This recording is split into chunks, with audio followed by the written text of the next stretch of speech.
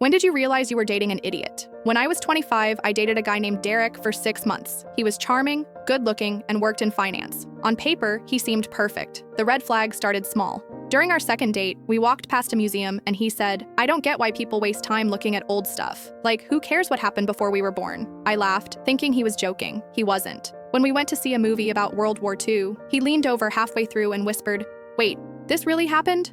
I thought it was like Star Wars. I should have left then. Instead, I convinced myself he'd just had a bad education. The breaking point came a few months later when we were at dinner with my friends. Someone mentioned climate change, and Derek scoffed. "That's such a scam," he said.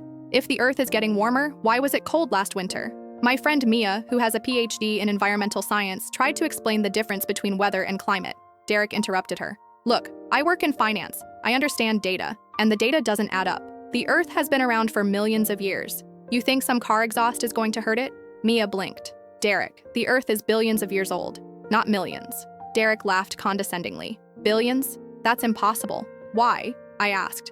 "Because humans have only been around for like 6,000 years. How would we know what happened before that?" The table went silent. "Derek," I said slowly, "where do you think dinosaurs fit into that timeline?" "Dinosaurs?" He looked genuinely confused.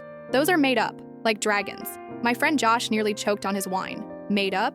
"Yeah, think about it. Giant lizards that ruled the Earth? It's obviously fake. They just put those bones in museums to make money." "Who is they?" Mia asked. "Scientists, the government, same people pushing the climate change hoax." I excused myself to the bathroom and called my sister. "I'm dating someone who thinks dinosaurs are fake," I whispered. "Like he's making a joke?"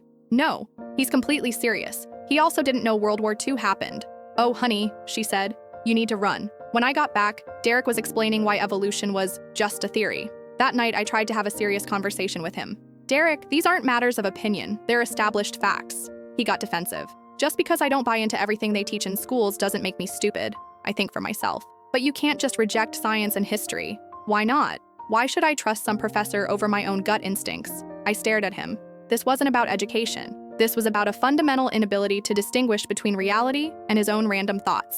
The final straw came 2 weeks later when he told me vaccines were dangerous because injecting diseases into your body can't be healthy. When I asked if he'd been vaccinated as a child, he said, "Yeah, and look how messed up I am." For the first time, I agreed with him completely. I ended things the next day. Derek seemed genuinely shocked that I was breaking up with him over some stupid arguments about old stuff. 6 months later, I heard he'd gotten into selling essential oils and was posting about how 5G towers cause cancer. Some people aren't just wrong about facts, they're wrong about how to think.